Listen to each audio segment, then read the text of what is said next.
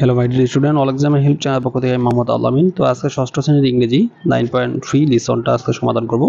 তো এখানে তোমাদের ফার্স্টে কি বলেছে একটু ভালো করে দেখে নিবা। এখানে তোমাদের নোট দেওয়া আছে বিভিন্ন সাবজেক্টের সাথে মডেল ভার্বের পরিবর্তন হয় না। তারপর 2 নম্বর বলা হয়েছে মডেল ভার্বের পর টু বসে না। তারপর হচ্ছে মডেল ভার্বের পর নট বসে না। এই জিনিসগুলো তোমাদের জানতে হবে। এখানে যে পয়েন্টগুলো দেওয়া আছে এই পয়েন্টগুলো একটু ভালো করে দেখে নিবা।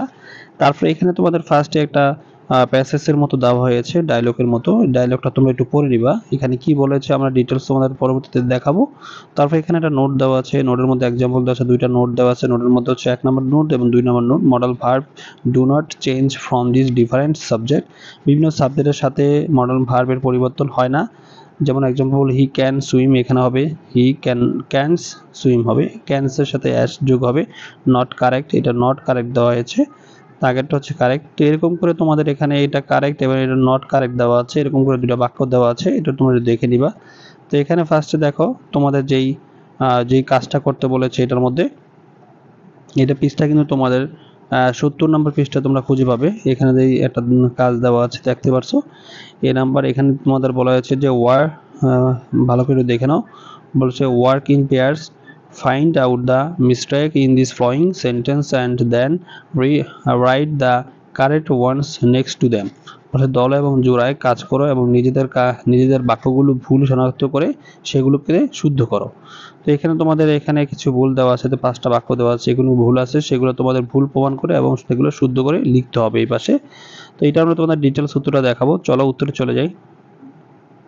তো এখানে কিন্তু আমরা উত্তরে চলে আসছি, দেখতে পাচ্ছ তোমরা এখানে।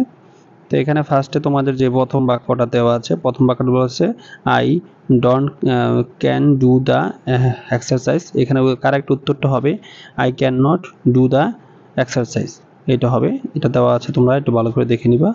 এইটা তোমাদের হবে আনসারটা। তারপর 2 নাম্বারটা দেখো, 2 নাম্বারটা বলা হয়েছে যে you must to give up bad habit.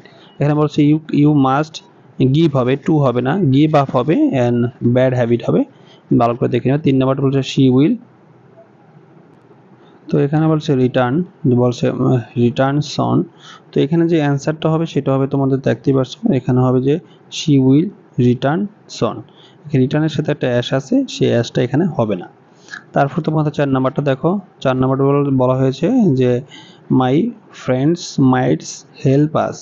তো এখানে যেহেতু মাইট এটা ভার্ব, অক্সিলারি ভার্ব, সেই অক্সিলারি ভার্বের সাথে অ্যাশ যোগ হবে না, এখানে অ্যাশ হবে না, এই অ্যাশটা ভুল আছে, আর বাকিগুলো সব ঠিক আছে। তারপর দেখো 5 নাম্বারটা দেখো, 5 নাম্বারটা দেওয়া আছে my grandma can to stay with us.